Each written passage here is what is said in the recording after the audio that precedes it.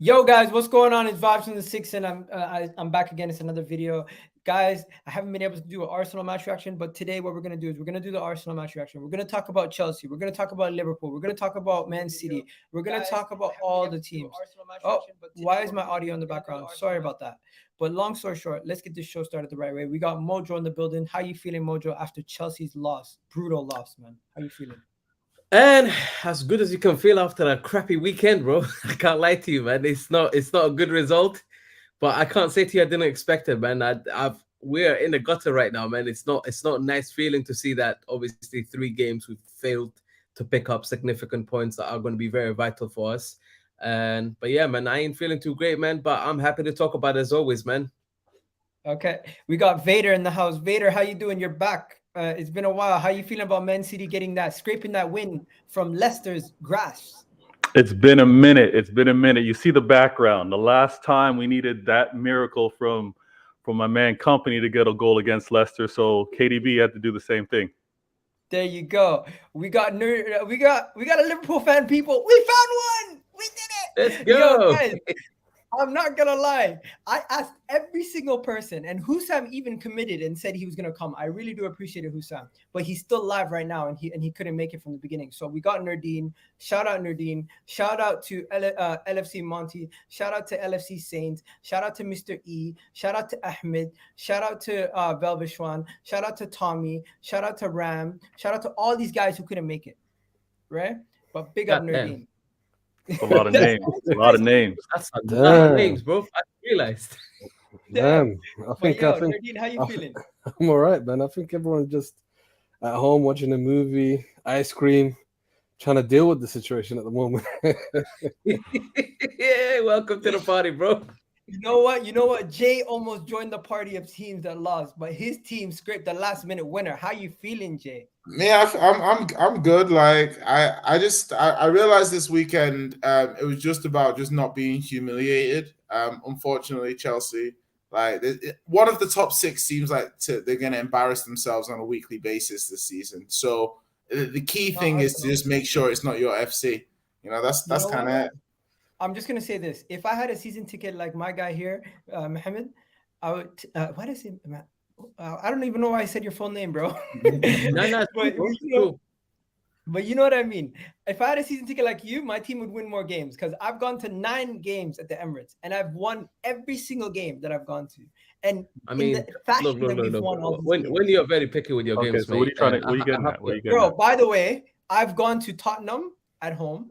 I've gone to Manchester United at home. I've gone to Leicester at home when they were doing better than us in the league. I've gone to games in the season where we were terrible under Arsene Wenger and we still won versus Crystal Palace. I went to Unai Emery season. I still went and we still won. So I'm telling you, I've been to games when we were terrible and I still so somehow you're now came out. saying you're good. Now you're saying basically you're the good luck charm that Arsenal have got right now. Bro, That's what I'm thinking. Today, I was blessed to be working with the Arsenal crew. I was working with Andrew Clark and Nick for the pregame, postgame, and halftime show. I was in the Arsenal box. It was a pleasure, absolute great. Babs, shout out my guy Babs, the plug hooked it up. And you know what? I'll just tell you guys this: it's a great experience, honestly. You know what they said to me, by the way? They're like, "Did you guys win a prize or something? Like, what are you guys doing here? Like, as if you're supposed to be there." The disrespect at the beginning. Oh my Way to God. represent, man. Way to represent. But yo, guys, can we just start with the Arsenal game? Because I haven't even spoken to my my comment section or anybody about this yet. So we're gonna start with the Arsenal game, and then we'll go through the rest of the games as we go along. But first things first. People in the comment section, if you can hear us loud and clear, put a W in the chat. Everyone put a W in the chat if you can hear us loud and clear, and make sure you hit that like button. We got 22 likes right now. We're gonna start with the Arsenal game, and I'm just gonna tell you guys this: Thomas Partey's goal, absolutely stupendous. Mikel Arteta made a brave call to bring on Reece Nelson, and it worked stupendously well. We also had a situation where Bukayo Saka unfortunately got injured. I seen it coming. He was limping from minute 1 when the ball got kicked out of play, and then he sat down. We're like, is he okay? Like a warrior, he came back on. But immediately as he walked back on, I'm like, bro, you're not fit. Just get off. We need you for Chelsea away. Don't get injured. Don't injure yourself any further. So luckily he got off, and Reece Nelson came in. And if you guys don't know, anyone who's watching this who's not originally is not familiar with Reece Nelson, he was the original star boy before Bukayo Saka. Reece Nelson was the guy who was supposed to be the guy for the future in that right wing, and he never actually ended up hitting the ground running at Arsenal. He never really got his opportunity this season. And with his first game time of the season this season in the Premier League, what does he do? He bags a brace and gets an assist. And the comfortability and the calmness to shoot in that rebound, to get the goal and to create the assist. After coming on, he took his opportunity with two hands and said, I'm running with it. And it was absolutely lovely to see. And the most important thing of all, Odegaard's got a lot of stick. Today he performed very well. Thomas Partey, beautiful screamer. Gabriel Jesus, I wish he got a goal, but somehow he was still man of the match without getting a goal. He got 2 assists, and he absolutely worked his socks off. Guys, he got 4 touches average the last 2 games Arsenal played in the box. Today, he got 16 touches in the box. He was involved in everything that happened in that final third. It's just he's unfortunate to not get a goal. And Gabriel Martinelli got on the goal sheet, opened the game for us. I'm happy to see a second half performance where the team performed well, because the last couple of weeks we've looked leggy in the second half, and it might be because we're away from home. But yeah, that's my little quick reaction, and I'll be doing a full podcast with the Arsenal boys tomorrow, so you can check that out also. But yeah, I'm gonna go to you, Mojo. What do you think about the Arsenal game if you've seen it? And I'll be honest, I didn't get a chance to see the game. And did I expect you guys to beat Nottingham Forest? Yes, 100%. Did I expect you guys to bag 5 goals? Not necessarily. I thought, you know what, maybe defensively they've lent a thing or two, especially after their result last week. And I was wrong. They flippingly conceded 5 goals. And by the sounds of it, they could have conceded more. And generally speaking, I think Arsenal, for me, Arsenal fans don't want to say it, but Arsenal, for me, are starting to look like title contenders. And if people don't want to admit it, and if people don't want to put them in that category, I get it. At the start of the season, this were not expectations people were having for them. People don't want to say it out loud. They're scared, whatever. Like they have their reason. We don't have depth.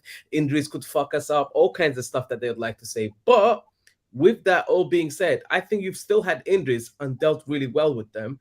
And there's a lot of character and performances that I'm seeing that shows like a team that is willing to fight for the title this year. So for me, I'm going to say right now, even though I'm a Chelsea fan, I actually do think Arsenal are title contenders officially. It'll be very interesting to see how long they can keep these runs going for. But right now, you've got 10 wins, 1 draw, and a loss that was very unfortunate from what everybody knows. I think you guys are doing fantastic, and I'll give you lot your juice. I don't like it because I'm a Chelsea fan and I'd want to see your team suffer.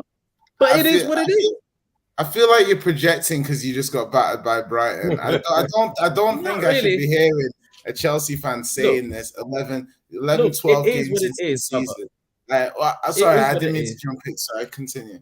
No, Jay. Like, I'll be honest. You can try and talk about Chelsea, but I'm just here to talk about Arsenal in this section right now. No. What I will say is this: I'm someone that people, if you've interacted with me in spaces, when Arsenal needed to be called out, when Arteta needed to be called out, I called them out. And I said, you know what? It's all a farce. This team ain't that good. This team ain't all that. But right now, based on what I'm seeing so far this season, I do think that they need to be given their credit. And their fans are scared to say it, and rightly so. Let's be frankly honest. Last year, it's not that long ago, where they were looking like, yep, they're not only going to be 4th, but more than likely they might even take 3rd from Chelsea, and they screwed it all up.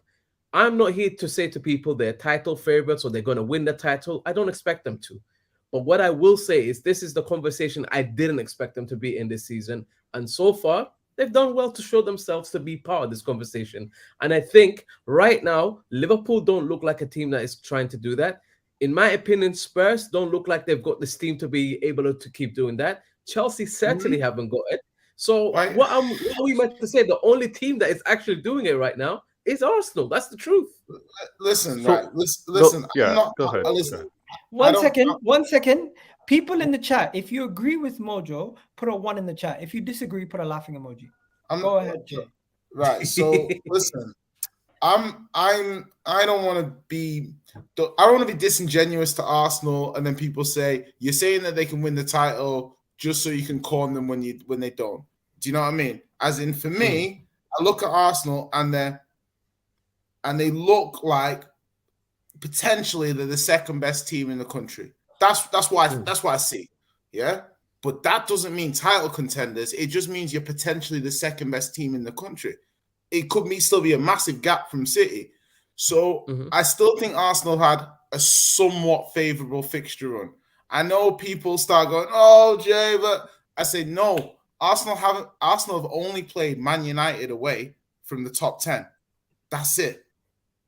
That's quite. Do you know what I mean? That's quite a quirky. The second half. He's saying away from home. Away from home. They've only played United away from home. Half. So in the second half, you're saying that away in the second half of the season, Arsenal have got a loaded fixture list, and I'll compare it even. And I know people are like, so listen, like Arsenal haven't even played like Newcastle yet. Do you know what I mean? As in, this Arsenal have got a lot of big games to play, and I think that they've shown so far they are. Be honest, man, you're shook. Shook of what? Why would I be shook? Arsenal actually. Bro, listen, you guys are smashing teams at home, fair. But away from home, you still look like you don't look that much better from last season. You still were lucky to beat Leeds. You still did drop points at Southampton. Oh, the same Leeds that just beat Liverpool, right? Yeah, they're a good side.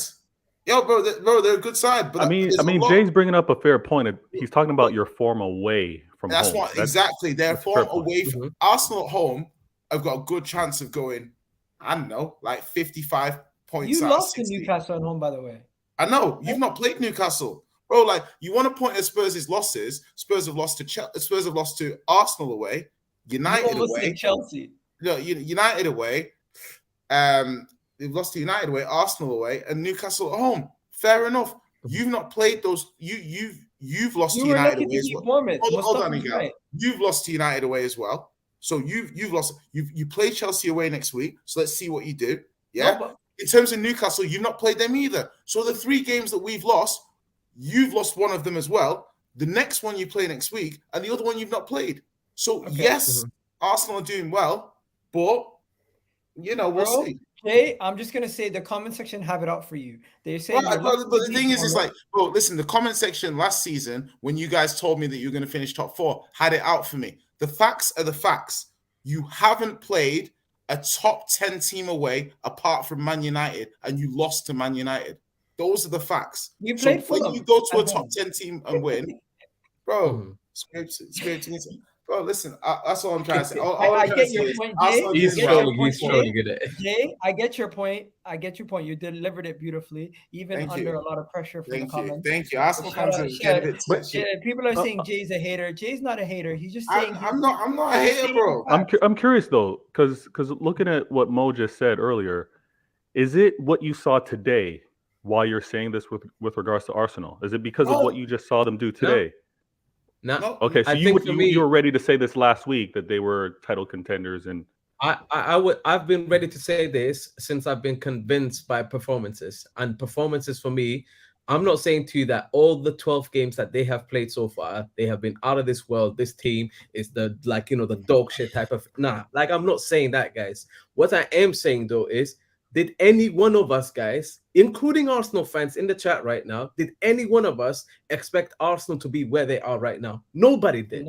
No, and right now, bro, I'm just being honest. And as a Chelsea fan, bro, it pains me to say this, but where they are is where I want to be, including the performances at the least. Yeah. The fact of the matter is, I am looking at a team that even when they play bad, they still seem to be picking up points. And this is Arsenal we're talking about. For years, this team, we have watched them struggle. Bro, by the way, they look good, man. They look good. 1 second, Jay. Before Nardine comes in, Dizzy has a comment here. He said it's gone from saying who have you played to now you haven't played a top 10 team. No, but Egal, this is where Arsenal fans are so disingenuous. There's a difference between top 4 and challenging for the title. The qualification has changed. So if you want to say Arsenal are gonna win the league or challenge for the title, I'm gonna say going away to top 10 teams and winning is a different level between where I see you now. I had you top 4 beginning of the season. I had Arsenal top 4 above Chelsea before a ball was kicked. So people thinking that I'm just like I just think come 38 games they'll be below Spurs like they always are. That's just what I think. We'll see. And big up Nardine for coming through, or should I say Noor? I don't know why I said Nordine. No beats, yeah, Noor Beats in the house. I don't know why I said Nordine. My bad, bro. No. Noor Beats in the house, coming through. Liverpool fan, tell us what you got to say. And people in the chat, let me know what you thought about the Arsenal game in the chat, and hit that like button. We got 50 people in the chat. We could easily have 150 in here. All you have to do is continue to hit that likes and put some W's in the chat for all the men.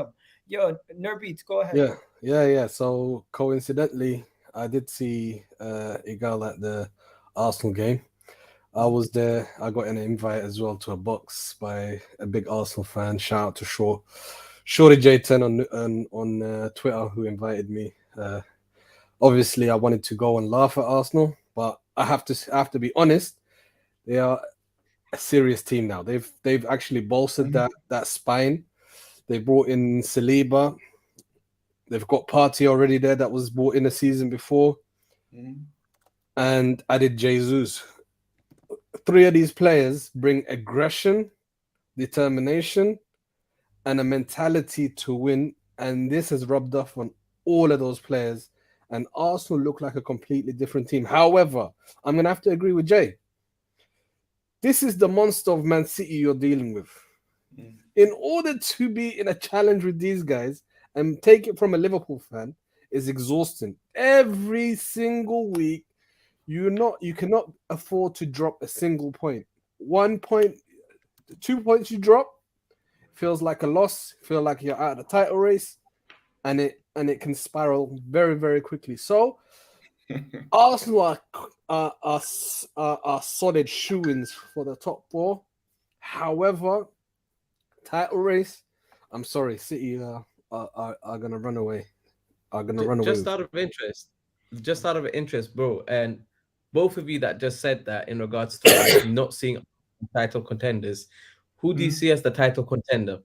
No. I think the thing is that I'm not saying that they're not going to be title contenders. I'm merely saying that, like, I had Spurs at 80+ points. So to me, the only thing that can I guess that can stop me saying I was wrong about Arsenal is for me to say, well, the away fixtures, and they've had potentially a favourable fixture list. I could be bullshitting about that. It could just be that Arsenal are just a very good side.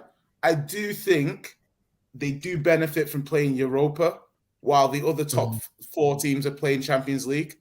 I think that's helping their players a little bit, because obviously a lot of these other teams are playing top-level players twice a week. Arsenal have played a lot of strong teams that they played, but again, these little things, they're not in Europe, like Leicester were. But I think that I don't know. I just think that they're doing well, but let's see. Let's see after January. If we beat Chelsea away from home, are you then going to start to believe? Because if you beat Chelsea away from home, I'll be like, yeah, okay, like they're in it for as long as they can keep winning. But I'd hold my hands up, because Chelsea have just lost 4-1 to Brighton. Chelsea need a reaction. So we won't get credit for if we do beat Chelsea. Bro, listen. If you go away to Chelsea, remember, guys, I'm saying if, because I'm still not making my prediction for the Chelsea game until I see how they do after the Champions League, because then we'll know if any injuries happen or anything like that for either teams. Well, yeah. Listen. Spurs have no Kulusevski, and if Saka's out for a period of time, let's see how Arsenal react to playing. You watched the game today. When you went 2 up, I switched it off. Well, why am I watching Arsenal stat pads? For what reason? By the way, Reece Nelson went on to score 2 goals and an assist after you turn off the TV. Is it 2019 again? Or are you running it back? Bro, your confidence is here with them right now. Egal. I hate doing this. This is me being my Twitter troll again, but Jadon Sancho this season. Oh my God, that's you're just desperate for validation, aren't you? Just desperate. One second. Speak it. Jadon Sancho this season has 2 goals and 1 assist in the league, and he's played every single game for Manchester United pretty much. In 30 minutes, in his first game where he's debuted in the season today, Reece Nelson has been able to contribute the same amount of goals and assists. That's impressive. Let's see him at Stamford. Let's see him at Stamford Bridge next week. So your confidence is here with Reece. Your confidence is here with Reece next week. No, I am impressed, bro. When he was coming on, I was shocked. I wanted Eddie Nketiah to come on and Jesus to be put on the wing. But when he came on, I was like, wow. Okay, but shout out my guy here, Hit 44 for the super chat. Eddie, Cedric, Holding, Smack Chelsea, Calms. Yeah, bro. Last year we beat you guys with Eddie Nketiah, back the brace. Cedric was playing as a left wing back or right back, I forget, whatever position he was playing. And Rob Holding was our center back because I think Ben White was injured, and we still won. Can I just say this? 4-2, yeah. And can I just say this? Just I don't know why. Like, I've spoken to Arsenal fans that have said this, right? If we beat Chelsea away, then yeah, then we may have to talk about conversations. And I'm like, guys, Chelsea ain't really like in a good place right now. To beat Chelsea doesn't really mean as much as it did before. Maybe for like, but like extra bonus, and you're like, yo, yeah, we beat them. But honestly, right now, as currently things stand, Chelsea ain't the one for you to be looking at your caliber of what team you are. In my opinion, it's still important. Don't get me wrong. I'm not saying winning the game is not important. I'm just saying your title contention should not be dependent on this, guys. Bro, oh wow! Oh snap! Yo, Jay, you just got destroyed by Capo. Why, bro? 50 million pounds. Yeah, Charleston. Bro, okay, listen. I'm not gonna go into the semantics of this guy scored X amount of goals and that guy scored it. Listen, because it doesn't suit your argument right now. I thought you brought me on here for adult level. Come on, Jay. You don't have a reply. Let's be honest. I'm not even gonna engage with this childish banter. Okay, so far, unbelievable. That's mature. This has been a really good conversation. It's not mature, bro. He's not. He's saying basically, I can't do this. He's picking his battles. This has been so good that we've even gotten a comment from Ken here, who always tells me he hates my panels. But today he's giving us a compliment. He's saying this is by far a better panel than what you used to recruit before. Kudos.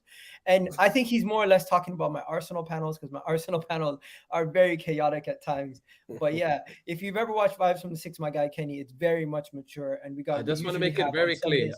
I may have complimented Arsenal guys, but I'm a Chelsea fan. That's what I said. Look what you've done, man. I think that's why they're so happy, baby. The way you were talking, fan, bro. Yeah. When it comes to your team, when I see them lose, I'm happy as hell, guys. No, it's just right now, it ain't looking good for me. Don't ruin it. Hold on, listen. Guys, I just want. We have 1 second. 1 second. I gotta do this because people don't do it. We got 53 likes, but we got 65 people in the chat. Let's try to get a 1-to-1 ratio. Okay, let's try to get that 100% ratio. That would be amazing, right? We got 66 people in the chat. Put some W's in the chat for all 66 of you guys, and let us get involved. Let's go over to Liverpool, because we got to talk about. We go to Liverpool. Wait. They're both bangers. God, Chelsea he didn't even warn you, bro. Leicester story. Liverpool is still Chelsea losing to Brighton, and Leeds beating Liverpool at home. Leeds beating Liverpool at home is more of a shock. Now, no, why? Oh. Why? Okay, no. okay, what about the manner? But the manner in which Chelsea lost. How about this? Everyone in the chat right now, let us know which game you want to talk about. Do you want to talk about Liverpool, Leeds, or do you want to talk about Chelsea, Brighton? You guys decide. In the meanwhile, we'll ask Jay, how's the weather? Yeah. Arsenal fans in the chat, remember though, I spoke well about your team. Yeah, don't take it out on me, guys. Yeah, that's just remember the kindness I showed you guys. For Quidditch ball. We are going to. That's it. It's finished. What about Vader? What about you? Which game would you rather speak about, Chelsea or Liverpool? I think Chelsea. I see Chelsea already a lot. I see Chelsea a lot already, man. Let me speak on Chelsea quickly, because the thing about Chelsea, it makes me laugh, because Chelsea as a club, as an FC, they're about winning. They're about do you know what I mean? Chelsea's ethos is literally success. If somebody's like, what is Chelsea? What is the history of Chelsea? It's fucking winning. For the last 20 years, that is what Chelsea do. So for me, they appointed a project manager in Potter. And Potter needs to quickly work out, this is not Brighton. You can't be fucking doing these fucking Potter experiments, Dumbledore things, playing no wing backs, playing 3 defenders, guys, Chelsea won. playing wingers as wing backs, playing central midfielders as right backs. It's just like you have to understand you're at a big club now. There's certain standards. Like I love Potter, but you can't go to your former club and get slapped up 4-1. Like, what is that? That's just nonsensical. From the first minute, Thiago Silva was heading balls off his line successively. Like, they didn't even play a striker. They didn't start a striker, Brighton. So for the last minute goal against Crystal Palace, for Kepa keeping them in the game versus Villa, like Chelsea have had this result coming.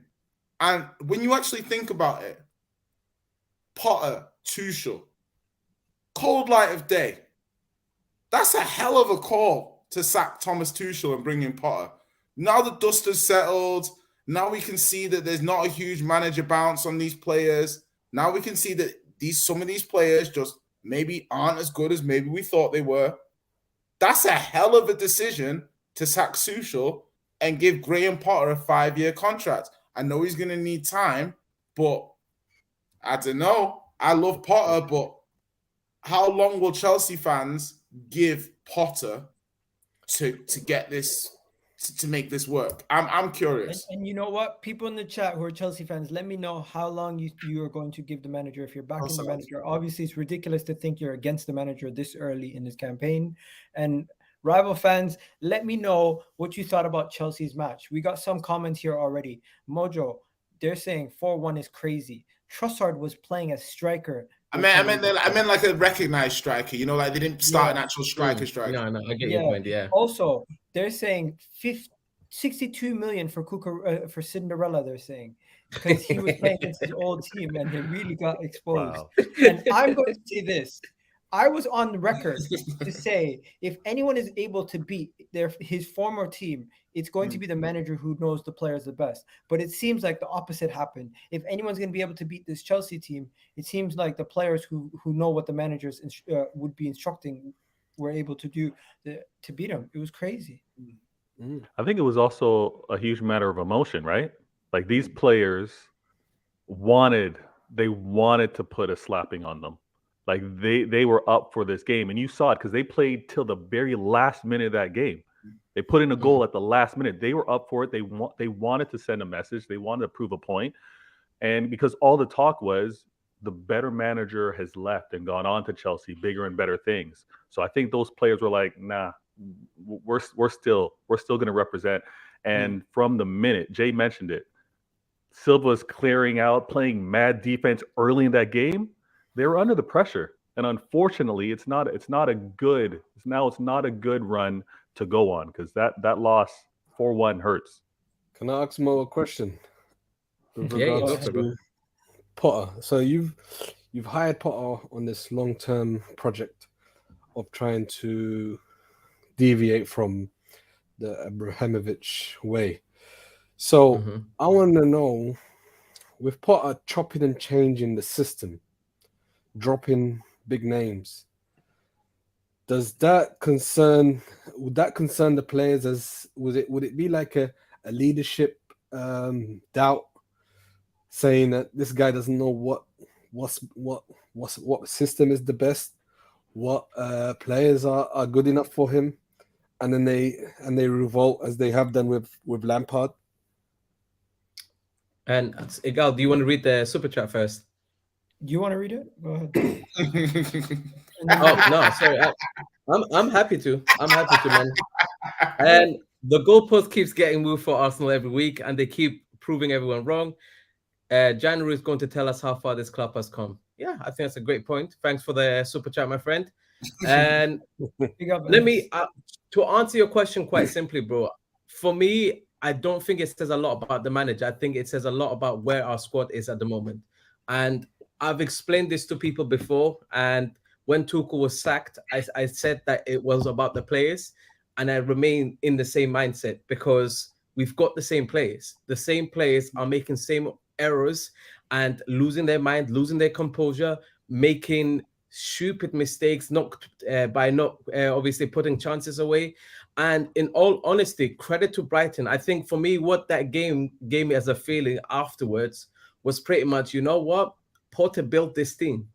He built this team, and this is how good they've become after a length of time. And let's not act like, guys, that this was the team that Brighton was from the beginning with Potter. No, he had to build them to become this good.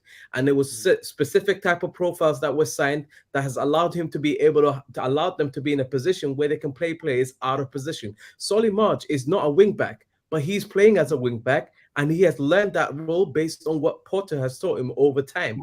So I'm looking at it from the perspective of, when I look at this Chelsea team, there are aspects that we really need to actually understand. The injuries we've had are not flipping ideal. Koulibaly is not available. Cucurella has to fill in at that left centre back position. Sorry, bro. Can I just stop? I just need to do a quick. I just need to quickly go back and say, big up Anis. I fully agree with your point there. We definitely need to strengthen in January, and we can't stop talking about that because it's very important. Also, just want to let everyone know, you can also become a channel member, and I've changed the membership program, and it's no longer the price that it was. You can now join as a member for the mere price of 99 pence. Before it was minimum £1.99. Now you can join for 99 pence, and I currently. Since I changed the membership program, all the memberships have been erased. So you can join as a member right now. I only have 4 members at this moment in time because it restarted yesterday. It restarted yesterday. So 4 people became members yesterday. So I was just like, you weren't really selling it there with you. You weren't really selling it. But in this economic climate, 99p is a bargain. I'm gonna tell you that for free. There you go. You get designated stickers, and also you will have comments. you will also get members only comment sections, and I'll make sure when you're a member, I do make sure I read out your comments, even though it's extremely difficult to read out all the comments at times. But yeah, correct. So, yeah. Yo, Mo, if you could do me a favor, Egal, if you could do me a favor, can you put Cabo TV's comment up, the one that says it's also down to Ashworth? I agree with you, my friend. Literally, there's a structure at Brighton. Brighton worked on what they had. They understood what type of club they were. They had a structure. They had a budget, and they worked with what they have, identified the right type of profiles, and signed those profiles. When I left that game yesterday, I looked at it and I understood it for what it was.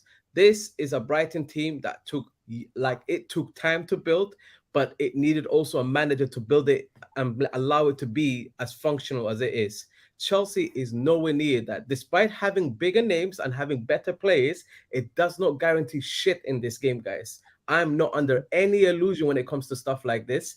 And I've been screaming at my club saying, stop spending money like a silly person and understand what you're signing. Don't sign players based on GA or, oh, yo, this guy is the next hot thing. Let's go sign him up. Actually, how does your team complement each other on the pitch? I look at a bunch of individuals sometimes that only get motivated for big games, but when the going gets tough against smaller sides or teams that know what they're doing against you, my team sometimes can crumble just the way they did against Brighton, which is why I was not shocked by the result. And I was like, you know what? Brighton deserved this win, and we need to learn these types of lessons because it's much better for us to be making these mistakes now and actually learn the real lessons rather than paper over these cracks and say, oh, we spent 300 mil. Oh, yeah, we've addressed all these issues and we're in a better place for it. When the reality is, we're not. Mo, can I just say, sorry, I'm sorry, because the thing is that only Chelsea could try and explain to me when we started at the beginning of last season, you were a striker away from being able to win the league. And now a season later, having spent £250 million plus, you don't get no patience. You sacked a manager that won the Champions League. You sacked that manager. Let me stop you right there then. The new manager. That was the old Chelsea though, Jay. Pardon? Not only just that, brother. Not only just that. I'm not talking about the old Chelsea. You've never seen companies spend bad? You've never seen companies that spend bad? No. There's spending badly, and then you're gonna now put a manager in place that has. Let me be honest I really like Potter, but he has no proven track record of having a definitive style of play that is going to win at least 60% of games. Yeah.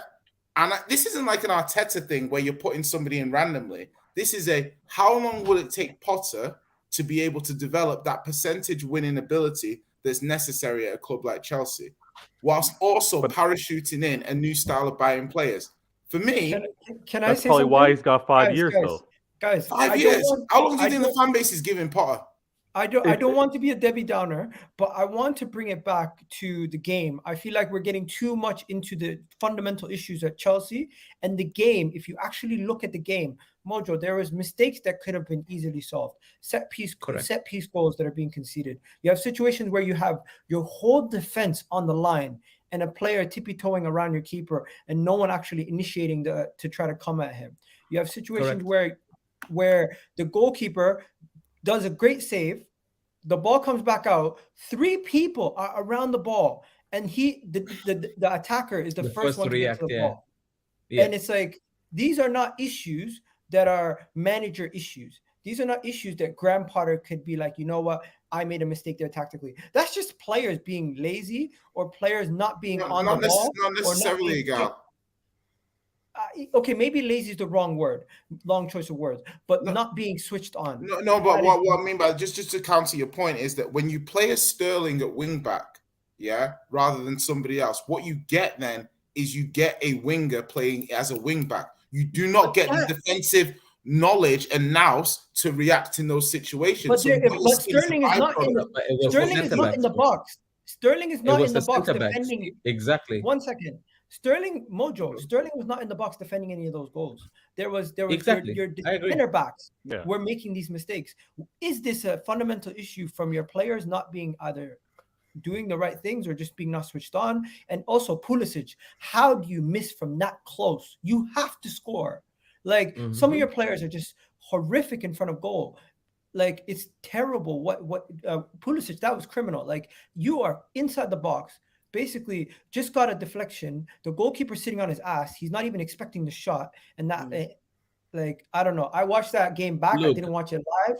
But from what I've seen, it's not on Graham Potter. This is just players that made mistakes. Hold on. That defeat to Brighton was definitely a bit on Graham Potter.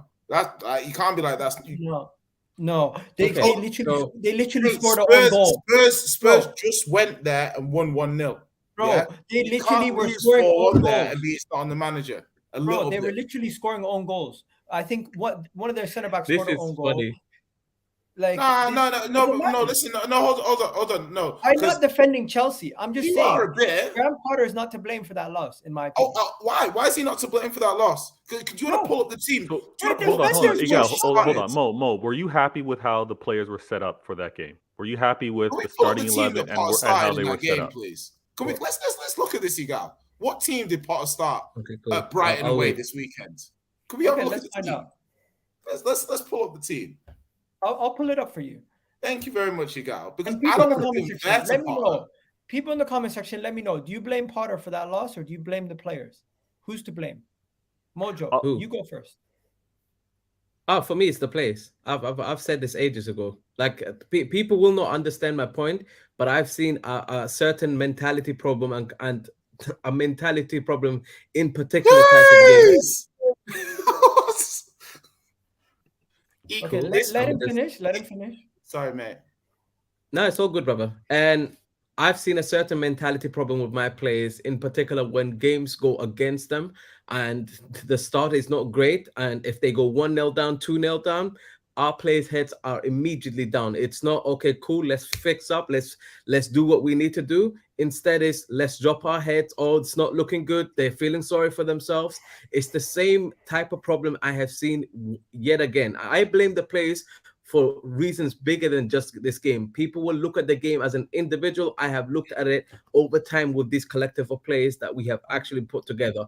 Like I said, the reason why I'm very happy with these new owners and the structure that has been put behind Chelsea is because for a long time, guys, we have been addressing this club with individuals when we should have been collectively addressing it as a collective way of play, style, and what vision we have. We've not been addressing it like that. Instead, what we've done is let's go get quick fixes because we think that's what's missing in this team. The reality of it is the whole team doesn't gel well together the way they're supposed to, and managers after managers are struggling to get their identity across and have it over a long period of time. What does that tell me? these players either aren't up for the ball or they aren't suited No, for. I've got to disagree. I've got to disagree in this instance. Did you see the side that he put out?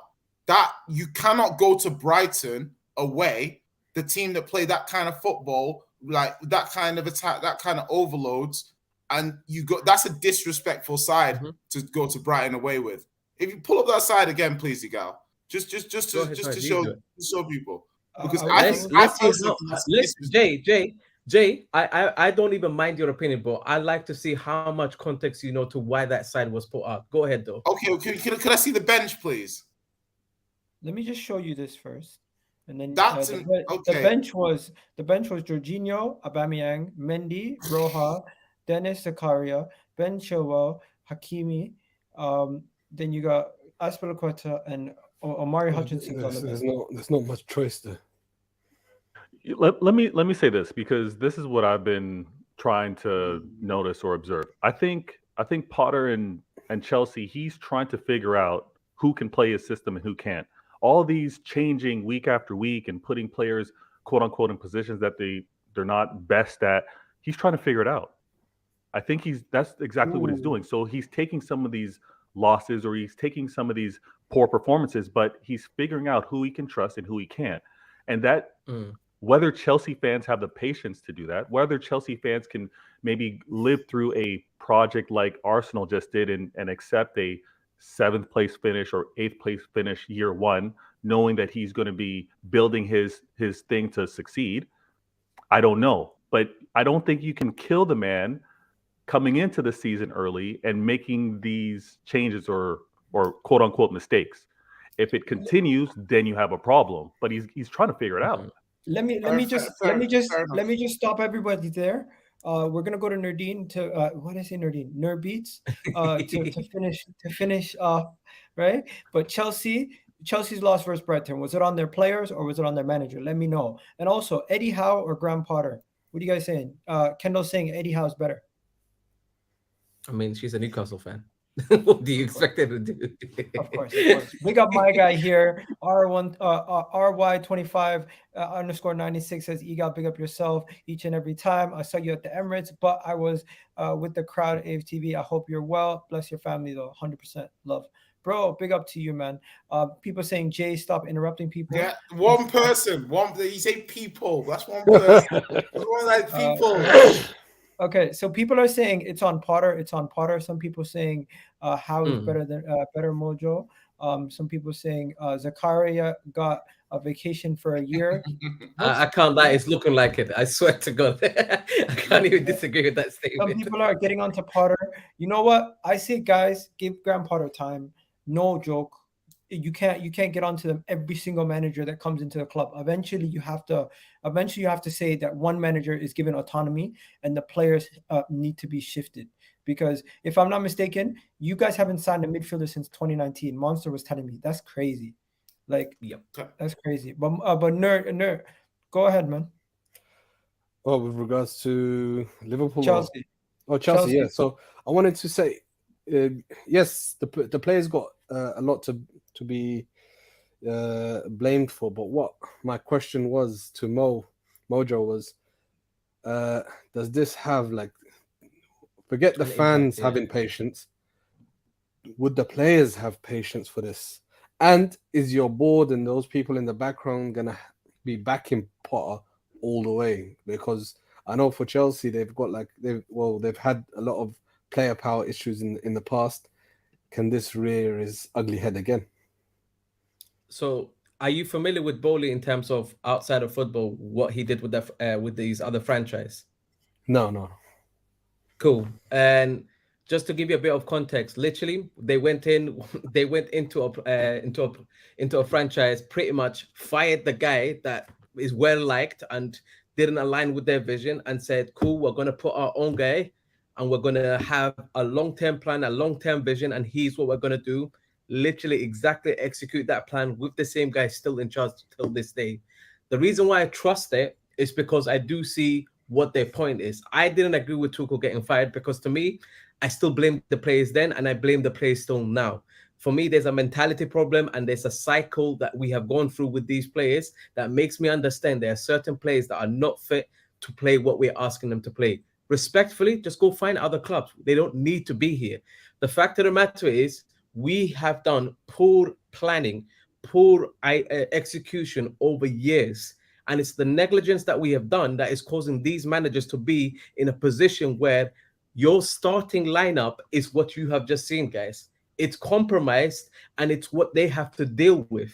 And like my brother Veto said earlier on, the manager now has to come in, have no preseason, and just be told, figure it out while still getting results. I expect him to make errors immediately.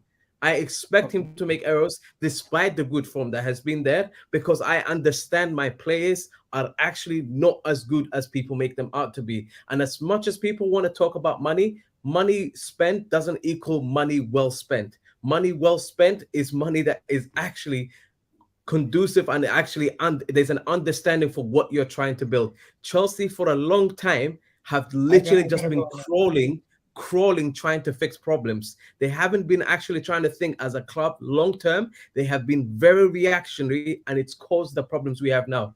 I'm not shocked about it. Blame Potter if you want. I understand. If you're looking at this game on its own, without anything else, with the starting lineup that you see, with no understanding for what injuries or situations that is causing us to do this, then I get it. Of course you're going to blame Potter.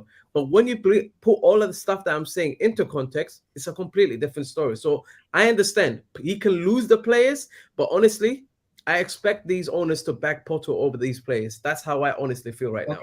I'm just going to say this. I had a preview with my guy Dor on tour here yesterday, and this is what he had to say. We start games quick. I don't know if you're good at arrogance. That's arrogance, man. Nah, you can't come on. That's arrogance, man. Come on, my guy. It's not arrogance. I genuinely believe that my team at home is a different animal. Yo, this is getting clipped. If we win tomorrow, this is you lot, and think it's going to be like a 6 or 7-0. It's not going to be like that. You're not Man City. Like Man City is spanked us, but Man City are at a different level to Arsenal. And this is no disrespect to Arsenal. Like, I'm happy Arsenal were top of the league, but now they're not. It's going to be tough for Forest, but I think we can give you a game. You can watch the full video. Yeah. Oh my God. Oh my. Does this guy know he supports Nottingham Forest? Nah, you know what? Like, you know what? That I've never seen a Forest fan on smoke. That's what beating North. I love him. I rate that. I rate that. I love him, bro. He's in the chat. He just witnessed that. Bro, you said you're gonna clip me. You said you're gonna clip me. Nah. No. Just keep it. Like, that's crazy. Bro. You're rocking up a 10 win, 1 draw Arsenal. You're Nottingham Forest. A man saying he's gonna clip you. That's the kind of confidence that I aspire to have in life. I need that level of confidence in life.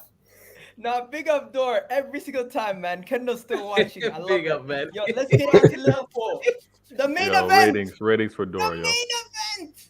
And let's go. Liverpool versus Leeds. Bro, the pictures of Van Dijk that I seen on the timeline, I swear to God, you would have thought the man died. The way that people made it seem. Like the way people made it seem, it was so mental.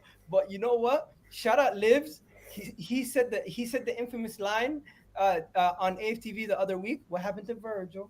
Yo, we gotta know. Oh my God, what happened to Virgil van Dijk, bro? The man has been a shell of himself. Hussam, wallahi, Hussam is an absolute legend. The man said the guy's perfume can't defend, get stuck in. You got other people saying to me, they're on the edge of being Klopp out. You listen to this. Yeah, that's crazy.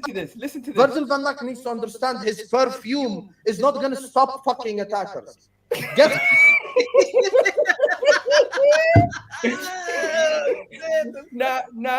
Now, let me show you guys what I seen. This is what I witnessed. I witnessed people saying Van Dijk ended his streak. Van Dijk, bro, is the guy dead? We're like, what?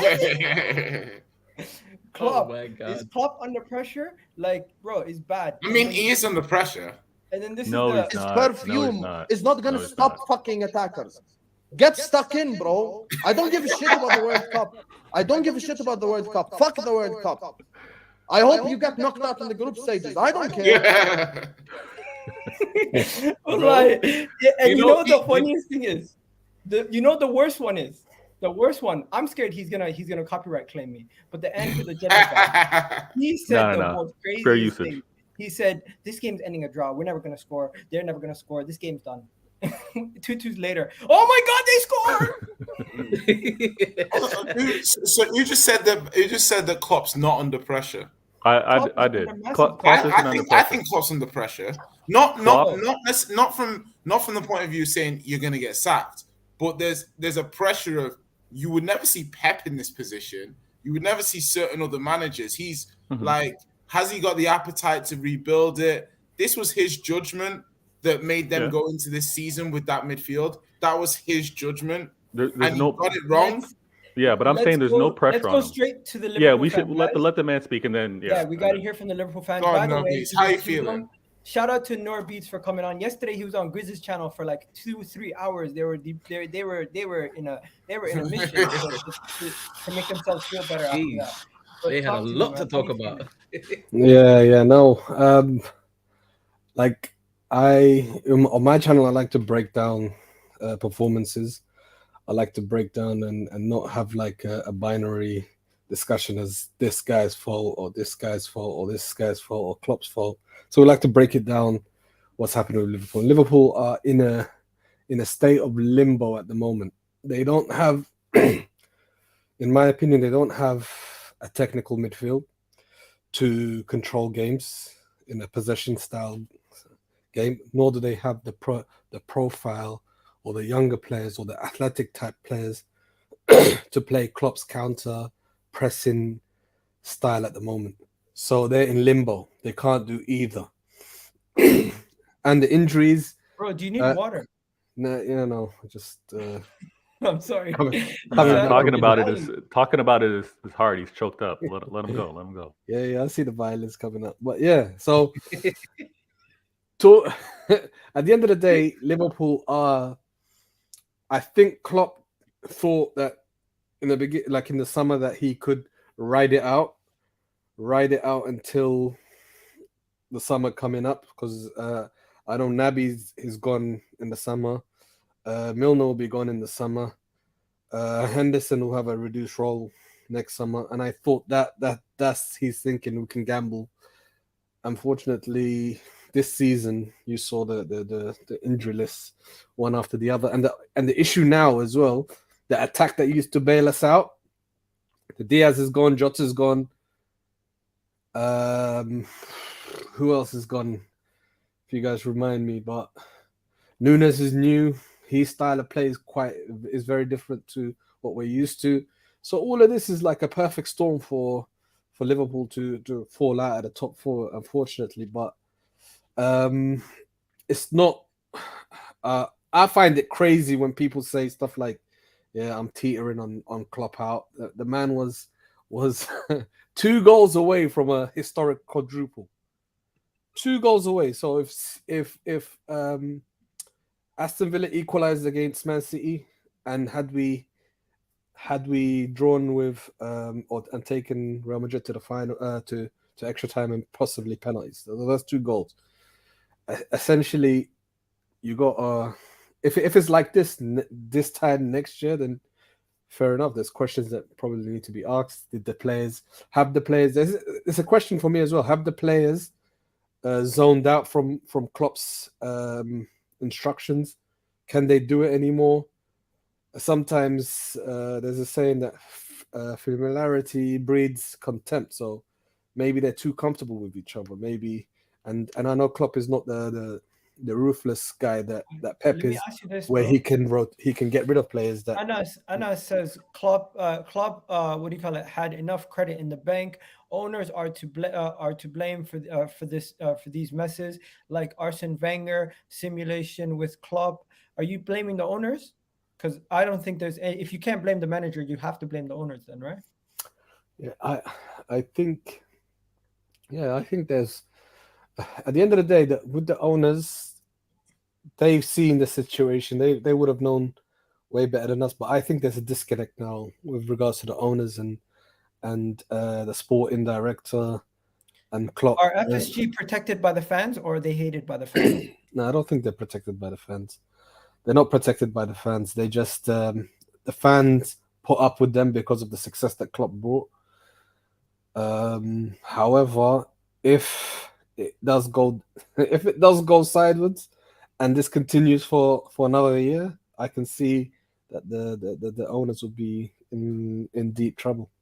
Boom. George, LFC fan in the house. And by the way, guys, we got a new member. Shout out to my guy, Anas Imans in the house, becoming a member.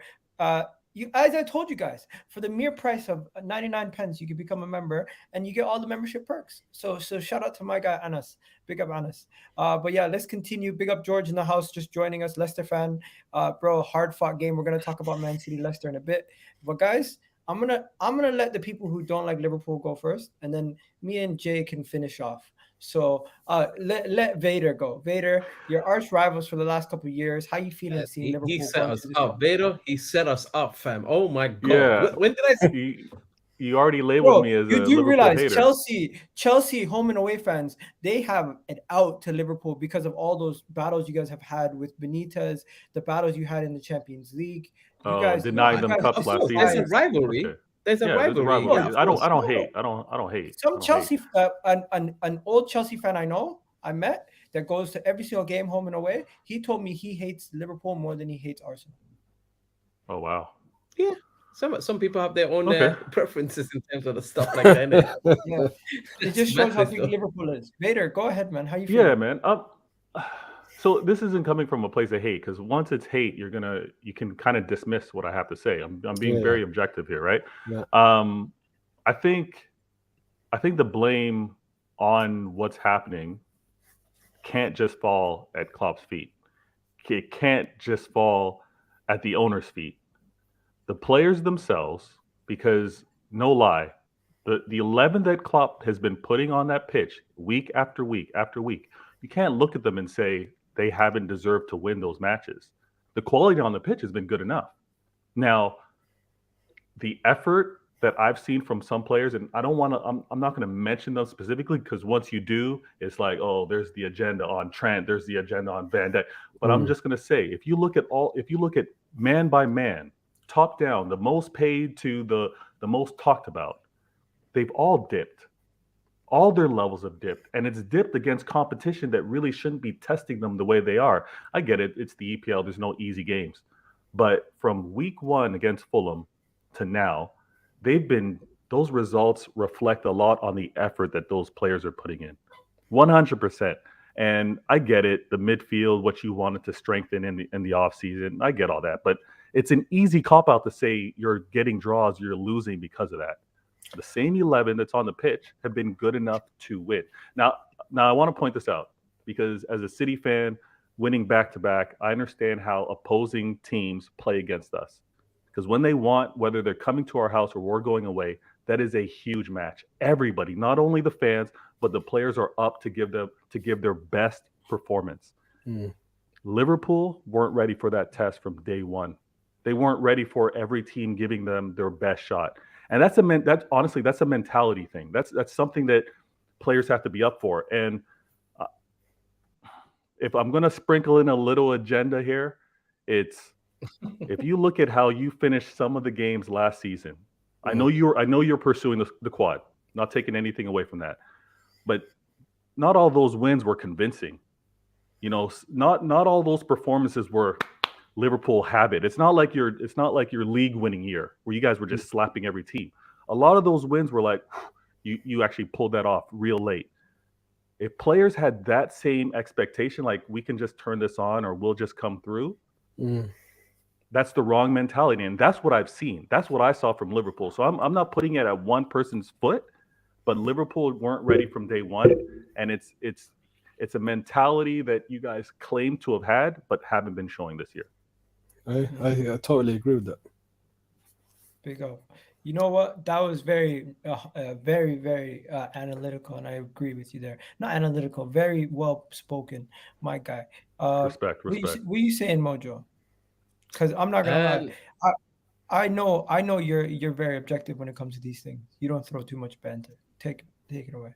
I think for me with Liverpool, the writing has been on the wall. Like I'll be very honest, it's again they have a very similar story to my club in the sense that there's been a lot of years of negligence to this squad, and key players leaving and not being replaced properly, and Klopp not speaking up properly and strong enough against these owners and saying, you know what, I understand he's what we're trying to do, but you're going to have to give me a quality of similar level or something that allows me to play my football. And the fact that I think there has been an over reliance on the first 11, it is something that I was saying before even they won the title. I said literally this team cannot function the longevity that Man City can because there's barely any rotation. And I didn't even think about it. Like I wasn't even talking about at that moment players leaving. I was just talking merely about your style of play demands a lot from players. There is no way they could carry on in the same intensity and play that same type of football for that long. And especially when you're not winning, unfortunately, they've had the worst luck. There's a strong ass Man City team that is just very much not only just consistent, but they're flipping monsters at this stuff. And unfortunately for Liverpool, they've not won enough. They've not breeded the right type of mentality in that club. And unfortunately, it's led to them being in this position now where there's players being relied upon that honestly, like they're not available enough. They can't play the football that is being asked of them. And honestly, I would love to blame Klopp on this one, but I think Klopp is taking the ship as far as he can go. He has to take blame, however, for not speaking up and saying, yo, I need replacements and I need suitable replacements that allow me to play my football. Otherwise, walk. Because you've done your due diligence, you've done what you can with this club, you've made them relevant again, you've made them be in the conversations they should have been in again, and now you're getting blamed for the shit that you should have spoken up against. Because at the end of the day, you're the one that everybody's crediting. Now the fall is going to be very nasty. And as much as people want to talk about these owners will look at it and they'll be like, well, we invested money in this club. And they will start naming players and how much money they've spent. The fact that they didn't work out is a different conversation entirely in itself. But they've also expanded the stadium. They're going to look at it and they're going to be like, the maths and the numbers back us up, not anything else. So right now, Liverpool are stuck in a really nasty place. And if they don't get their act together by next season, they're not even going to be in the top 4 picture. Because let's be really honest here. When you look at Man City, when you look at Arsenal, when you look at what Newcastle is now starting to do, when you're looking at Spurs, when you're looking at Chelsea, when you're looking at a lot of these clubs that are spending money and are starting to show these type of levels, it's not going to look good for a team that can't spend and is unwilling to spend for whatever the reason might be. So this downfall has been coming. The writing has been on the wall, and now they have to experience it. It's unfortunate for Liverpool fans again. For me, there's 2 ways to maintain success and continue it. One is to replenish the squad and get new fresh blood in for the squad to develop further and to have newer hungry players. That's one way, which Man City can do, which Chelsea can do, what Liverpool failed to do. Another is what Alex Ferguson used to do in the past, where he would change up his coaching staff to bring in new ideas. Fresh ideas motivates people. Like you playing the same thing for 4 or 5 years, especially as what Mojo said, a taxing style of play. There's gonna be a point where you break. You pay the taxes for that. Yeah, you break. Mentally, I can't do this anymore because it takes so much out of you. You got to be running, counter pressing every 2 seconds, outrunning teams all the time. And now I think 11. I think we've been outrun 11 times this season. Can I stop you for a second? Everybody here, I just want yes or no's because we're gonna go into into it deeper maybe another time. But do you believe Liverpool are done as title contenders and Champions League contenders, or is it pretty plausible that if they strengthen in January and they get some players back, come the World Cup, they could be flying in the Champions League, or they could be back next season? You know what? Quickly, we've got like a little small sample size. Last season, when Salah and Mane left to the African Nations Cup, right? We started to get like a downturn in our results, and we brought in Luis Diaz, and automatically just his presence gave an upshoot and motivation for the rest to do something. That's what sometimes these players may need, and midfield it's an issue. As I said, it's an aging midfield. They can't run as much as they used to, nor do they have the technical ability of Man City to control games and control the tempo of a game. So we are getting absolutely brutalized from both angles. So yes or no? Do you think Liverpool can still come back? And depends on as you said, if we can sort out some new recruitments.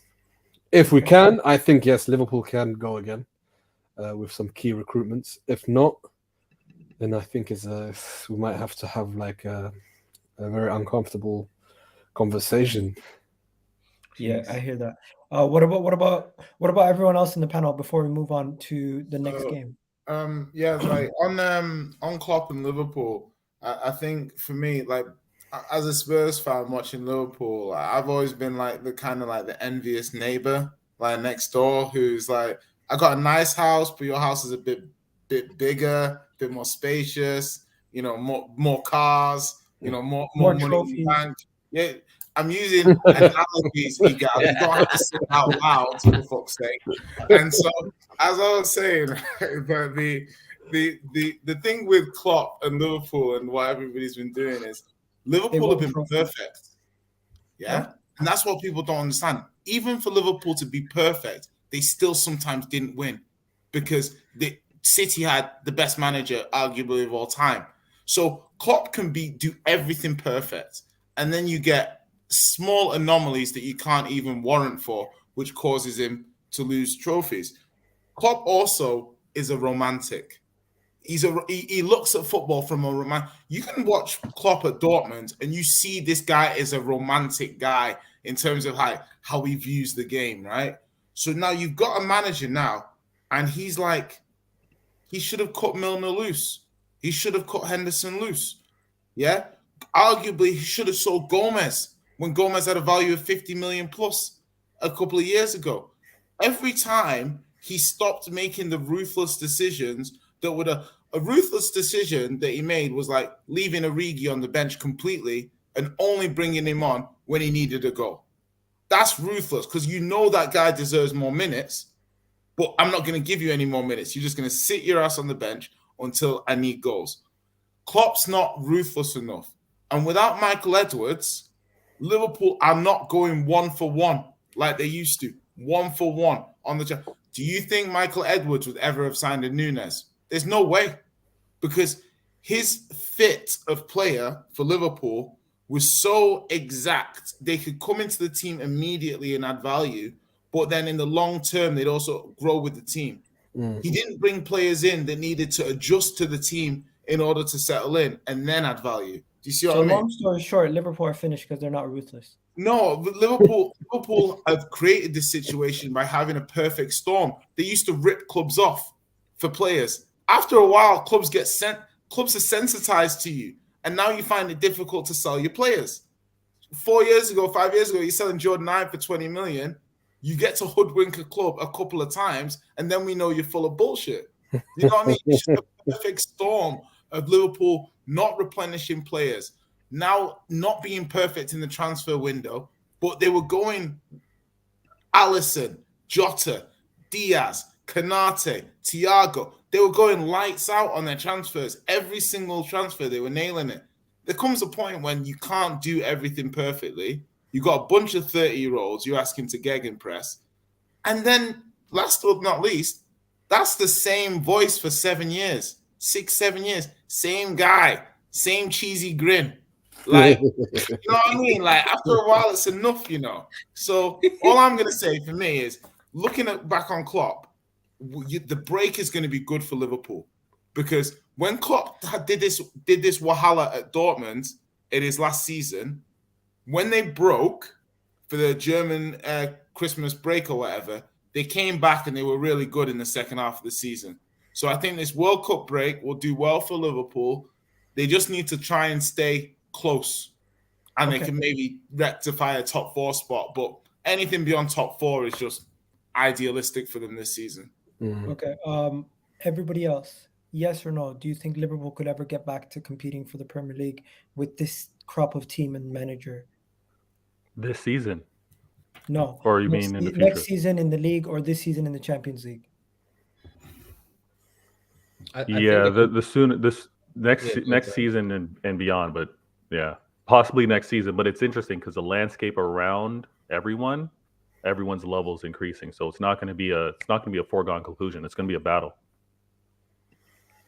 Jay makes sense sometimes, but he's too emotional. Big up, Jay. he's not too emotional. Okay, shout out. A rare compliment for Jay. Big up. I know. You didn't have to add rare. Okay, 70 people in the chat. 70 people in the chat. Oh, here's another compliment. Jay is knowledgeable about the game, unless. Okay, people, stop talking about Jay. Let's get on to the next topic. We're gonna talk about Manchester City. You've done well, my guy Noor. We've gone past the Liverpool game now, and you don't have to worry about it. We're now going to talk about Manchester City, and we're going to talk about their 1-0 win versus Leicester. Am I wrong to say it was a 1-0 win? Yeah, 1-0 win. Yeah. I'm not going to lie. I'm going to put my hand up. I seen the highlights. I didn't watch the game, so I probably not the best person to speak on this game because I was working. But how dare you not watch? We're in a league. We're in a league challenge or battle. How dare you not watch your nearest competitors? Egal. You know what? I heard Haaland wasn't playing, and it was kind of like he was still my fantasy team. But luckily I didn't have him as captain. I put Kane as captain like an idiot. But you know what? It's a win-win when Kane doesn't deliver. But unfortunately, his team lost. So I guess I ended up losing in the end. All right. Well, the match was a battle. Leicester, and the reason why I had that background is because this happens against this team, man. No, like Rodgers knows how he wants to set them up and how he wants to defend against us. And if you watched it from kickoff to the end, the man had them smartly set up to defend against us. You saw, no lie, 2 banks of 5 often. 2 banks of 5 on how they were defending against us. And I've said this before, City fans and City players, we need to get comfortable. We need to accept that teams are going to defend us like that. We saw what Liverpool did when we went into Anfield. They didn't play their typical way, right? Klopp dropped them back a little more. It wasn't guns blazing trying to get the ball back. It was more conservative. If you have Liverpool doing that, what are you going to expect from some of the quote-unquote, no disrespect, lesser teams, right? Or managers not at his level. They're all going to play that way. So we just need to be comfortable, and we need to be confident that we do our style, do our thing. City ball will get a result. Now, we didn't have the big man up front. Haaland he's dealing with an ankle, so he sat down.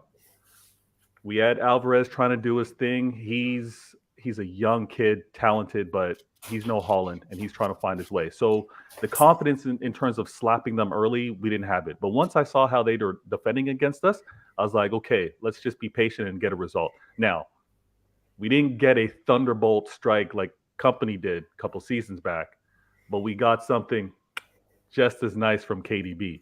Just as nice. I believe his shot hit the crossbar and the post. It was that precise. And watching the replay, watching it back live, I didn't quite see it, but watching the replay, once he kicked that, he kind of had this hop like, I think this is good. And it was perfect. As how Leicester were playing, there weren't going to be many opportunities. They were trying to catch us on the counter, but honestly, we were dictating play. They had a few spells where they were putting us under pressure, but for the majority of that match, we were under control. The first 20 minutes, we had, I think it was like 80% possession. Who got lucky? My wife was watching the game, and she told me that you guys kind of got lucky that Tielemans was like an inch off, because that was like the most scariest moment. Okay, now Tielemans and his shot, beautiful. But guess what we weren't hearing? Guess what wasn't on the timeline? Ederson, a flop keeper, not a shot stopper. You know why? because that shot, as beautiful as it was, a volley, the man made the save, and it was a beautiful save because he had to reach up high and keep that out of the net. So it was a great performance from him. The haters, the doubters, the ones that want to put salt all over, like disrespect him, insult him, couldn't do it because he showed up and he had more than that. He actually did more than that in terms of saves. Now, there's not much that I have to say when I come on this show after a win, right? For some of you, you're going to say it's expected. Maybe you might throw your agendas and say City should have scored more. But if you look at that match, 2 banks of 5, we got the result. And the reason why winning this league is so difficult is because you need to pull out wins like these. Egal, you're going to see Arsenal need to come through when teams start playing you with a lot more respect and they play more defensive. These are the results you guys are going to have to get to continue to battle with us to win this How league. far have we come? A Man City fan's mentioning Arsenal. I love it. I'm on your channel. I'm showing respect. I love it. Anyways, bro, I'm just happy to be in the same bracket right now. Like right now, I don't think Arsenal are at that level yet. We still don't have the squad for it. But you know what? To be this high up the table this early in the season, we're just trying to accumulate as many points. So when the end of the season comes, and if we do see a dip, that we have that bridge between us and whoever else is in the top 4, so we don't have to worry. But that's my main focus. This season's top 4 is my main focus. I will talk about leagues if we continue to do this and we end up signing 2 players to strengthen the squad, because this squad is extremely thin if we get a couple injuries. I hear that. I hear that with regards to a healthy run based off of the current squad that you have right now. The reason why I got to mention you is because if it were Liverpool, if it was Chelsea, if it was Tottenham, if it was United at this point in the season ahead of us, I'd have the same combo. These are the type of matches you need to win to continue to be at the top of the league. That's why I shouted you guys out. Now I also want to point this out.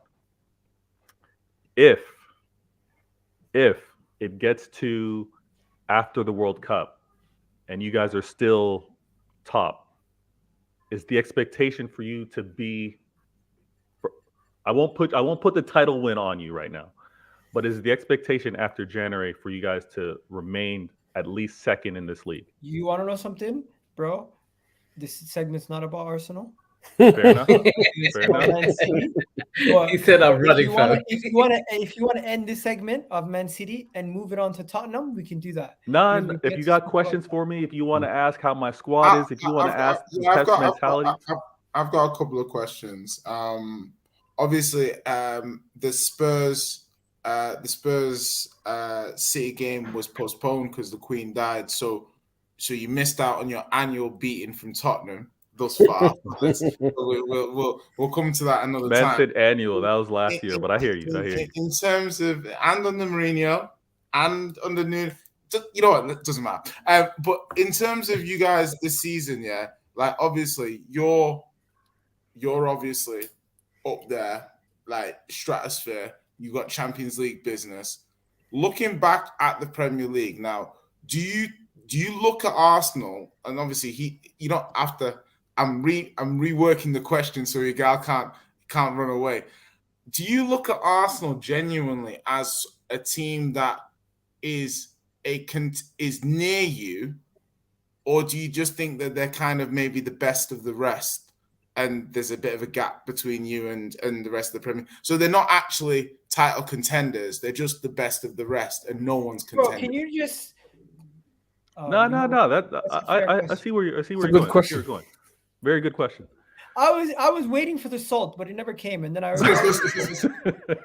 It's still a City question, although I hear how you phrased it. Well done. My eyebrows raised like the Rock last season, playing against Arsenal when Rodri had to get that late winner, took off his shirt and went in front of the Arsenal fans. My eyebrow was raised because of the style of play and how difficult it made the match for City. And now I'm watching how Arsenal are playing, and you can clearly see Arteta has them organized. You see how the ball moves. You see the decision making. You see the pattern of play. So I give them the ratings. Now, if they continue to have Partey doing his best Yaya Toure impression with those outside the box goals, if you continue to have Jesus bringing the City winning mentality over and obviously doing his thing at Arsenal, they are going to be a problem. It's going to be an extension of players playing to their level. Now, Egal mentioned it. They get additional signings or they remain healthy. Yeah, the respect and the paying attention to them is gonna remain there. Now, it's a long season, so I'm not currently saying that they're title contenders, but they're challenging. And the best of the rest that you mentioned, if the rest of this landscape remains the same, if these games keep getting dropped off, Chelsea showing those results 4-1s against other teams, right? Yeah, of course. If some of these narrow losses or unexplainable losses happen from Liverpool, and if your form doesn't change as well, and if Ten Hag gets them cooking or not cooking, it is a case of what are we seeing here? Who is going to step up to challenge City? I will say this: City's motivated for this three-peat. The fans, the manager, the club. There's only been one other club that's gotten a three-peat. These players are up for it. They're up for it. So it's to see who's going to challenge us, honestly.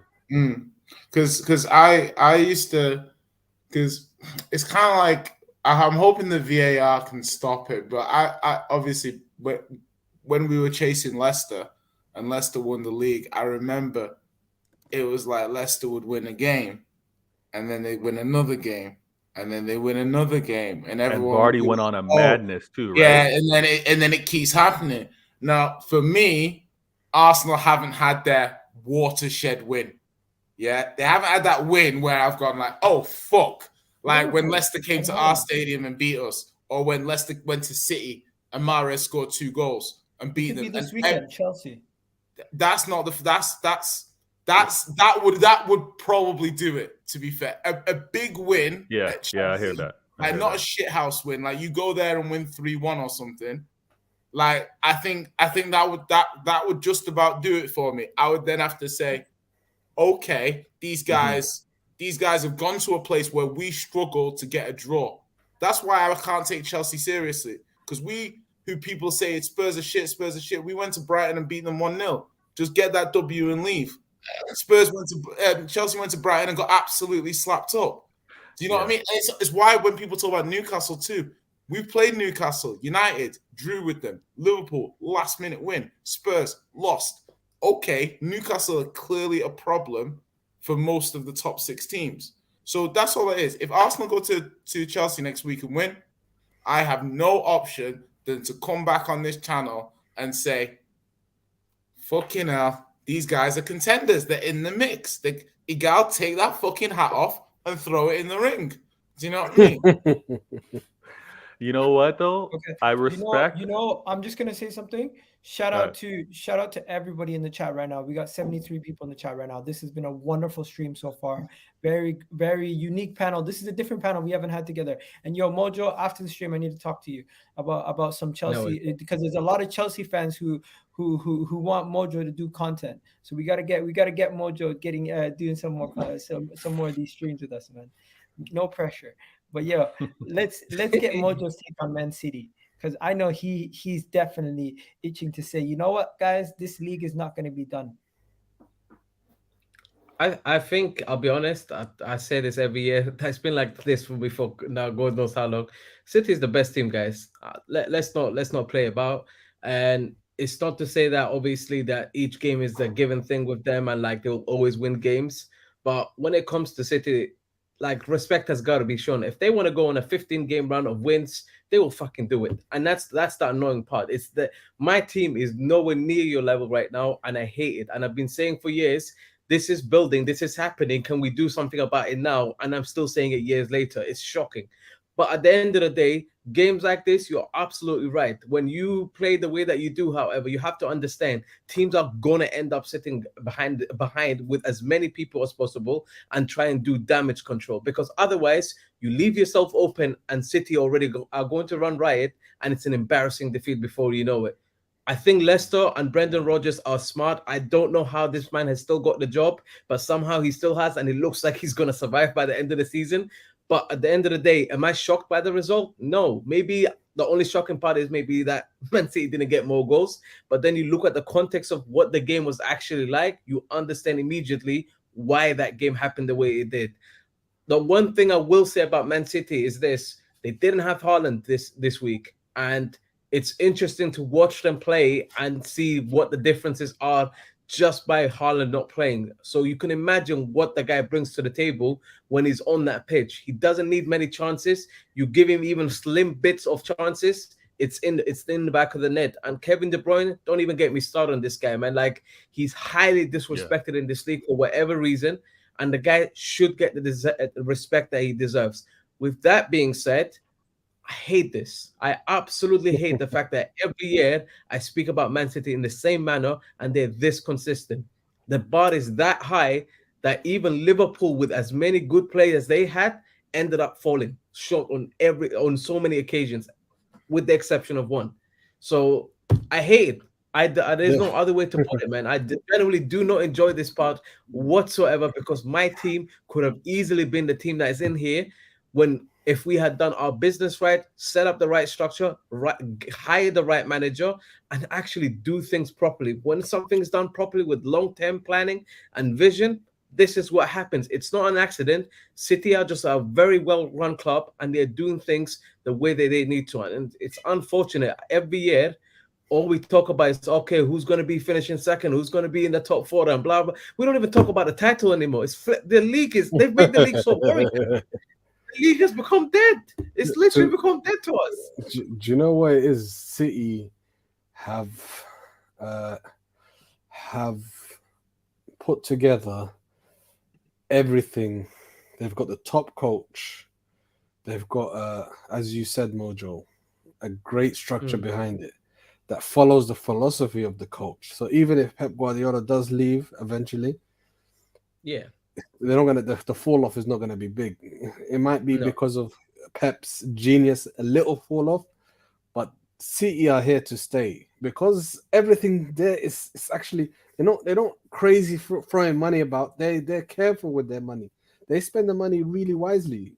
It's not just willy nilly, and that's the most. What you said is the most annoying thing about it. Liverpool had some of their best years, but it's not going to be remembered because of City. Do you know what's crazy, bro? Issue. The Kings of London is Chelsea. The one thing that I find so crazy, right? You know, when we talk about injuries in other clubs and stuff, City are so good at dealing with injuries that we don't even talk about the fact that they face injuries. You know, they find solutions, and it pains me to say this. It's not just about their depth; it's about their solutions. It's the fact that this manager understands what to do in certain scenarios, and he finds the solution that best works for his team. Do you know what it is? Yeah. One second, can I ask Mojo? Are you scared about playing Arsenal this weekend? Am I what? Sorry. Are you scared about playing Arsenal next weekend? Let me answer this question to you in the nicest way I can. I was scared to play Brighton. So what do you think? So let's put it that way. He's terrified. One thing that the Leicester game showed me with Man City is how well they're drilled.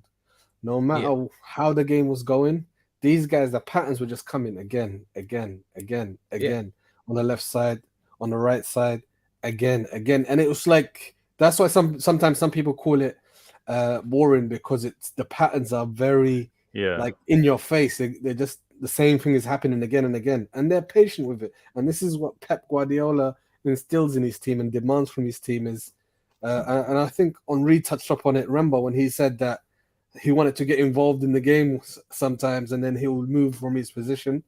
Pep Guardiola would take him off, like respect the game plan, and that's what Pep is, and he wants to control every facet of the game.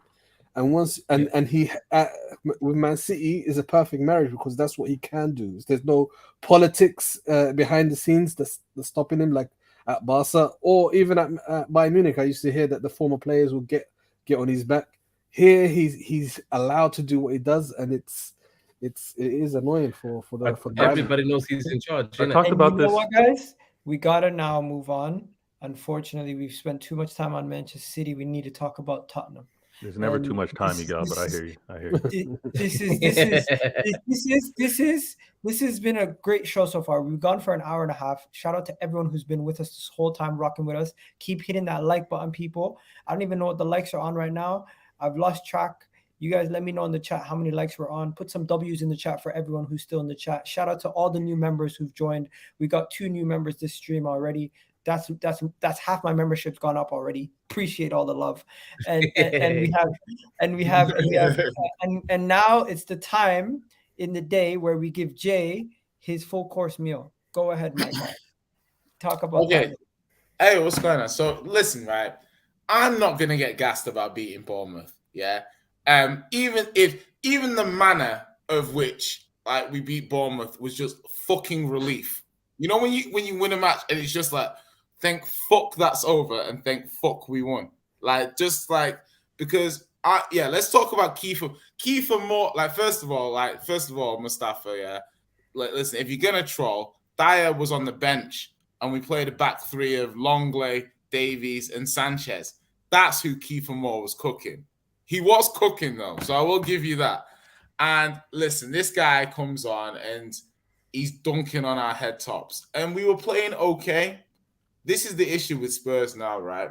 And I think the squad is maybe not quite as good as I thought it was. Right? Do you know what I mean? Like, so, like this squad's looking a bit shaky. I'm not gonna lie, yeah. So I don't get nervous, but I'm gonna get a little bit. Spider sense is fucking tingling, you know. I'm not gonna lie, because when Romero doesn't play in this back line, my God, like Sanchez plays like, I want to say if you smashed Scooby-Doo and Shaggy together into one person, like, and just that one person, that's what Sanchez does, and it's like the more he plays, the shitty he gets. You know, like somebody needs rhythm. It's like the opposite with Sanchez. You put him in, he can do a job. The more time he spends in the team, you're like, oh my God, this guy's terrible. So, where Spurs are at the moment is that, listen, yeah, I'm not gonna critique Bizuma too much at the moment, but this is not the man that people told me that we were signing. You know, oh my God, Bizuma. Enough clubs wanted him. Listen, I was a big Tielemans fan, and I was like, get a Tielemans because that's different to what you've got. You got a Benson Core, you got a Skip, you got a Højbjerg. Go get a Tielemans. Go get an Eriksen. Yeah, but no, the fan base told me Bizuma. I said, he's better than Partey. I said, you know what? In the interest of tribalism, I'll agree. Do you know what I mean? I can go with that. So I'm there now saying, okay, Bizuma. Listen, I saw him play West Ham away, and I'm like, this guy's got concrete boots on, you know. I swear to God, this guy's got concrete boots. He's just, and this is the problem, is that Bentancur saved our ass. The difference between Bizuma and Bentancur is night and day at the moment. We got a big match coming up. So Conte rotated the team. He's got to be careful because this is the kind of game that you rotate. And it's like, if you lose the game, Conte's just blowing up in the press room. He's like, this is because my squad is shit.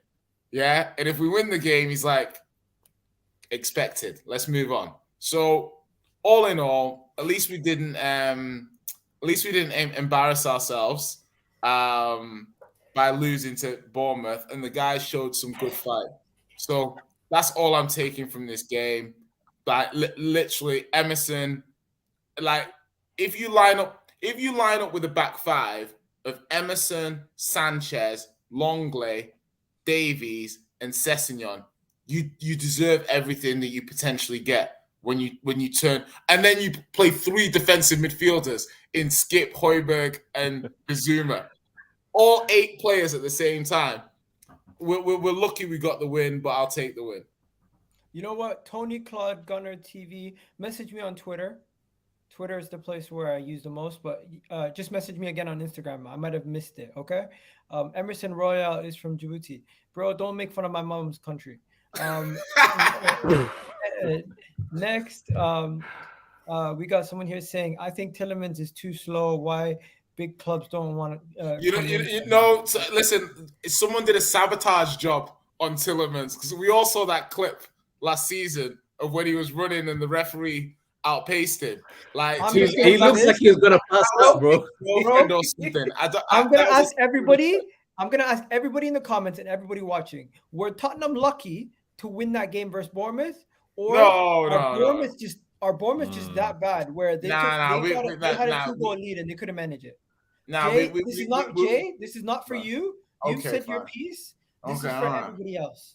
So he told you stay out of it, mate. We'll let Vader go first because he has to go. But Vader, were Tottenham lucky, or was it that Bournemouth are just that bad? I'm sorry, Jay. I'm sorry. That was a lucky win. It was. I don't think you can look at it any other way. Yes, Bournemouth is, what are they, 13th, 14th, 15th? I'm not sure where they are on the table, but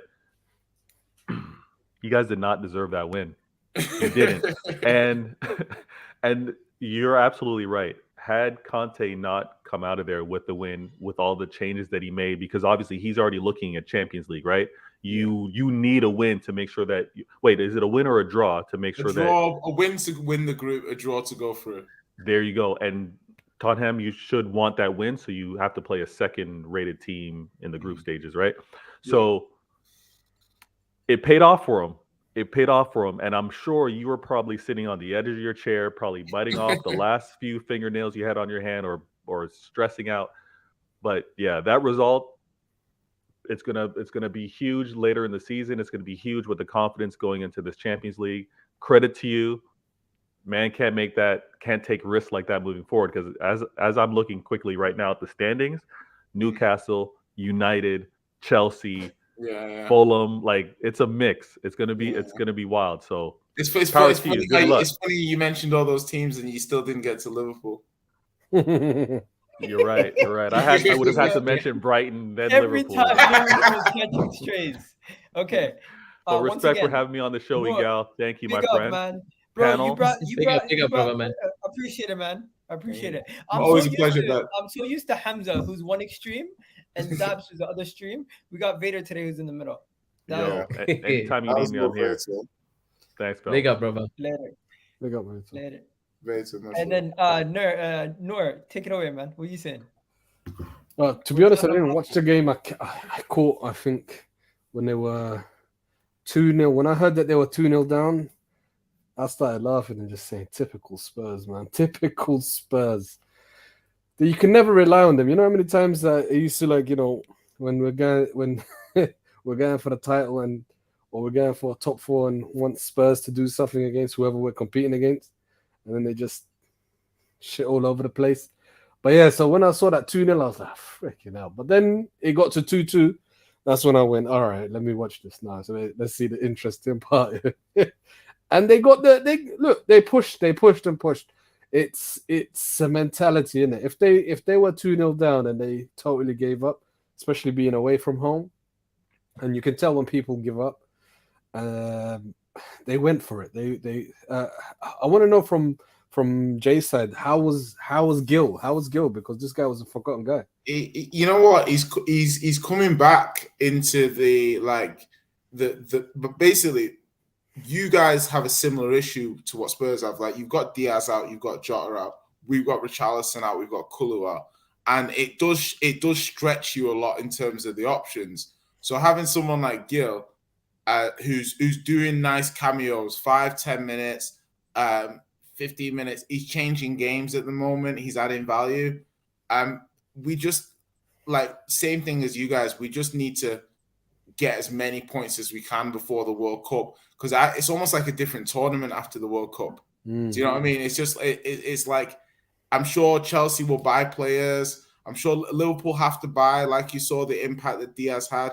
So having someone like Gil, for me, it means if Conte can trust him sufficiently to say, okay, he's okay as the 5th, 6th choice attacker, then maybe we can spend money on a really good defender, or we can spend money on a good midfielder, because obviously Conte's talking like he wants to spend.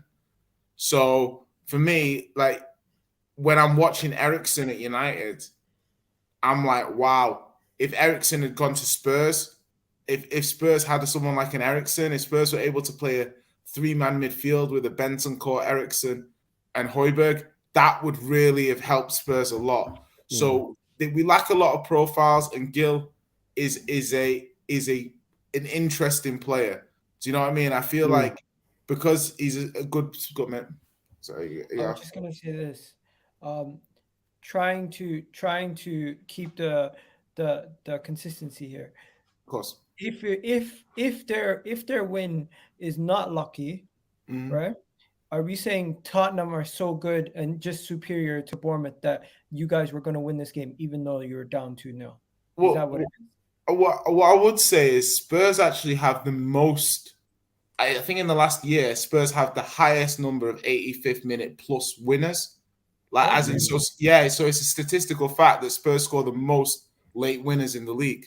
So whether that's a mentality thing that Conte's put in or something like that, or do you just start games late? You just build into games. You don't start early. Do you think that he Conte shackles the team? And so when you are losing and there's nothing left to not at all. I think these players are fucking idiots. Like, and I think when these players go out, it's almost like sometimes, have you ever been to your job and you try and do the bare minimum during the day? That's what some of these players try and do in a Premier League environment in front of millions of people. That's what happens when Dyer doesn't follow his man to do something, or Ben Dave. They're trying to cut corners on the biggest stage and they fuck up. That's all it is. Conte has never told these players to sit back. Conte is never telling these players not to attack. Conte is never telling these players not to press. These players are taking it upon themselves when certain game state happen and they shit themselves. Like Man United away, first 10 minutes, played fine. United, like Eric Dyer, shit back pass. United, little pressure. And all of a sudden, Spurs shit the bed. Lloris, 2 minutes, second half, bit of pressure, drops the ball, lets it go through him. Arsenal score. It's just these players, when placed under certain amounts of strain, when they're not concentrating, fuck up. It's been like that since Pochettino times. These players cannot be trusted to do it, but we need them to get to where we need to get to. So, yeah, that's the way I look at it. You know, I can't blame Ben. Look at Lisandro Martinez. Look at Lisandro Martinez play, and then I come home and I look at Longley and Davies. There's no way, even as the most positive fan that I am, can I not see the quality discrepancy between a Lisandro Martinez and a Ben Davies. You know what I mean?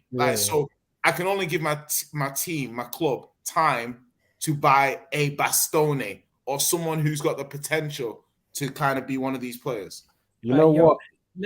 Unfortunately, guys, we spent a lot of time on other topics, so we're going to have to breeze through this one because we have one more to go, and then we're going to do quick fire. So did anyone watch the Man United game? Just to say.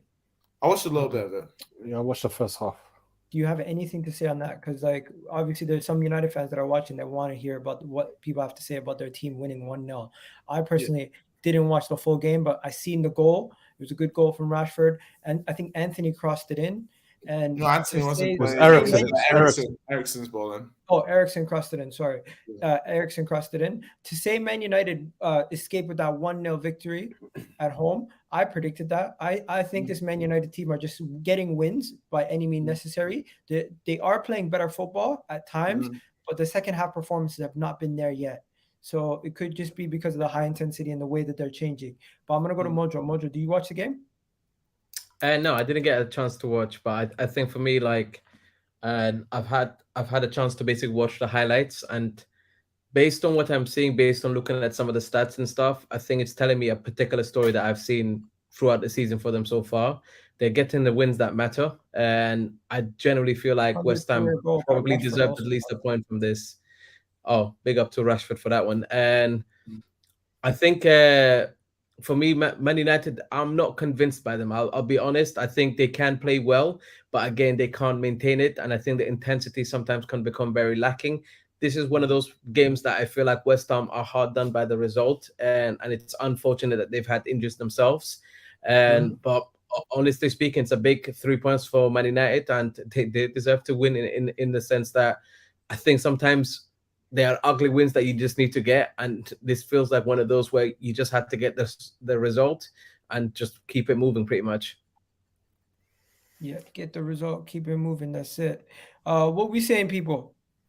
So I watched bits of the game. The thing that reminds me the most about United is they kind of remind me of late season Arsenal from last season. Like, not in terms of style of play or anything per se, but about where their team is at. Do you know what I mean? In terms of where the team is at in their process.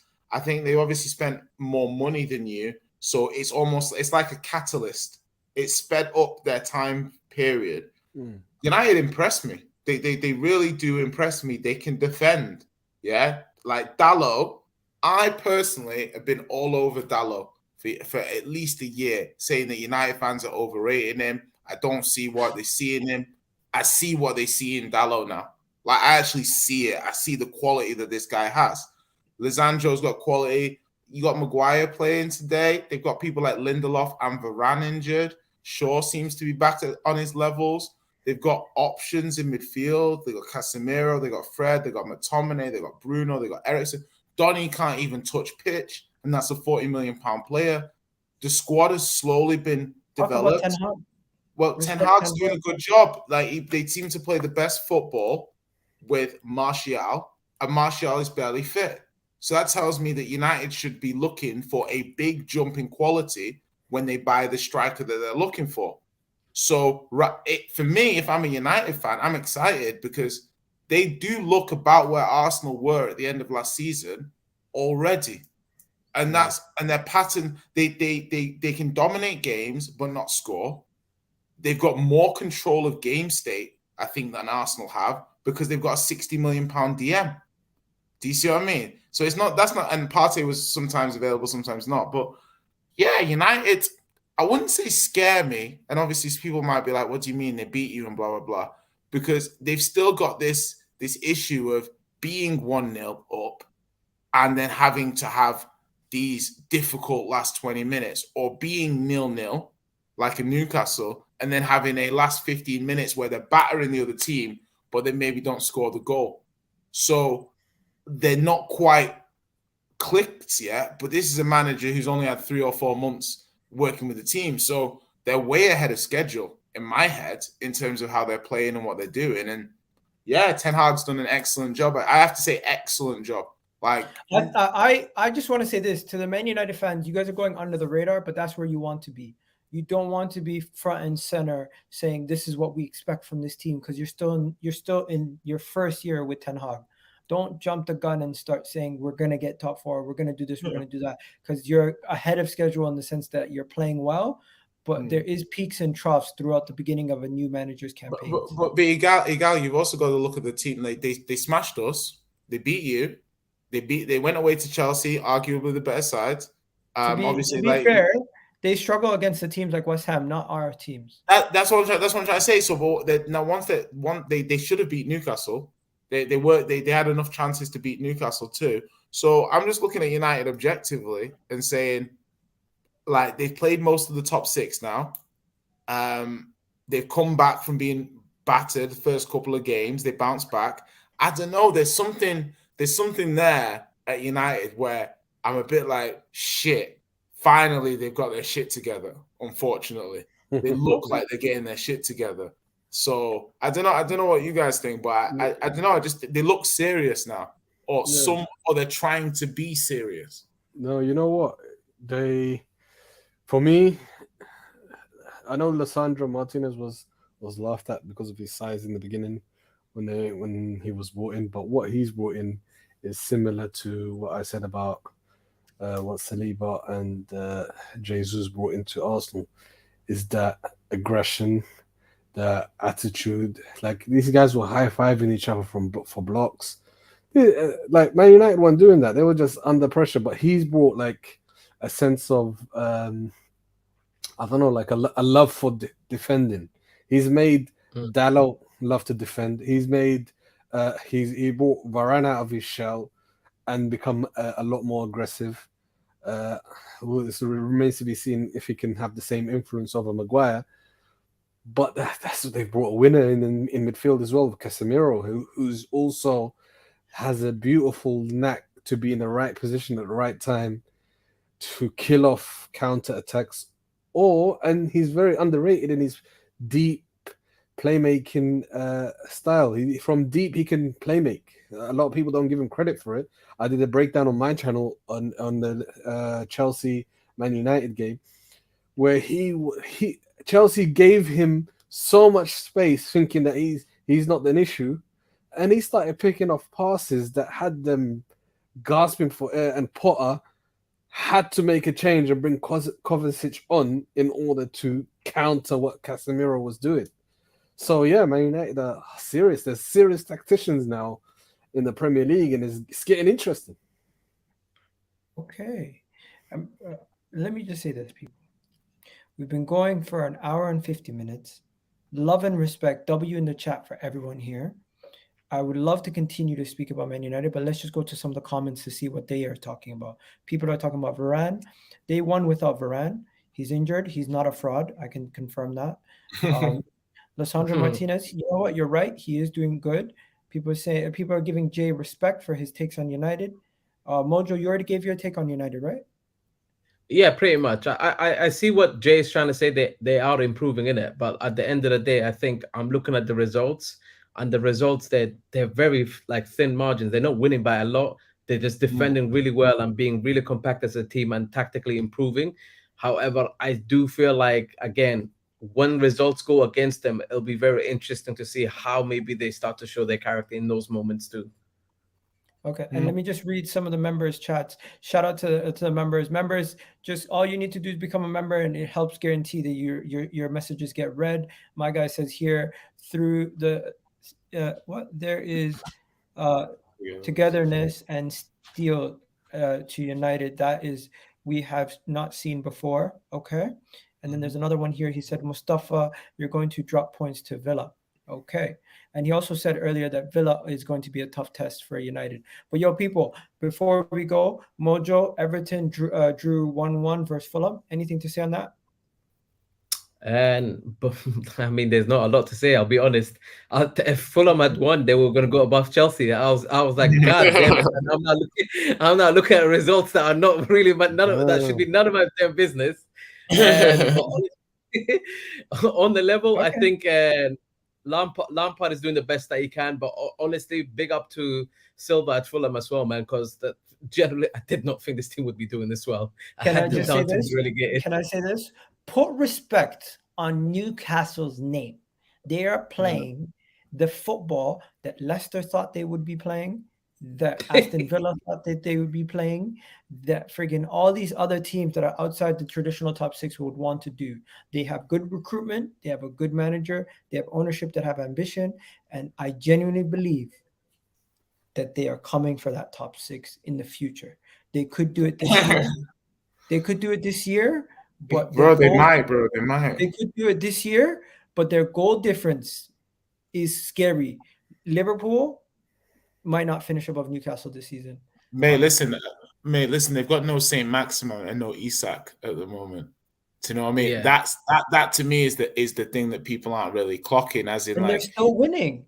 Brother, they're coming back to the Chelsea game. And they've only lost one game. They've only lost one game. They've only lost one game to Liverpool in the last minute. Second. Yeah. Another thing, put respect on the MLS, put respect on Almiron's name. That guy is absolutely killing it. He now has more goals for Newcastle this season than Jack Grealish has had his whole career at Man City in the Premier League. Wow. Hey, Jack, man, he shouldn't have opened his damn mouth, mate. That's the truth, man. He pissed him off. So, sometimes you shouldn't motivate people. There you go. But exactly, people in the chat, we got 65 of you guys. Just any more games that we need to talk about? We talked about Newcastle. Brentford Wolves was a 0-0. Dumb mistake from 1-1. Wolves, from Diego Costa getting his first Premier League red card by headbutting a player. Crystal Palace won 1-0 versus Southampton. Southampton, we drop points to you. Now you lose to Crystal Palace. We see how it is. And then people, there's 62 of you guys in the chat. Actually, 64 of you guys in the chat. Big up my guy Yasin, bro. Big up Yasin every single time. If you guys don't know him, he's a big TikToker. He has a massive TikTok account. Go check him out. Chelsea fan, my guy. Mojo, I need to get you in touch with him. This guy has been wanting to go to a Chelsea game his whole entire life. If you could hook it up for him, that would mean the world to him. 19 years old. More than happy to help, man. More than happy. Okay. And then guys in the chat, there's 65 of you guys. After the video ends, please do me a favor. Leave a comment down below. Let me know what you guys thought. Put a W in the chat and have yourselves a wonderful day. I'm going to be ending the video now. Big up to Jay. Big up to my guy Noor. Big up to Mojo. Big up to Vader. Big up to everyone who's supposed to be on the stream. Big W's, guys. Have a good one. Big up.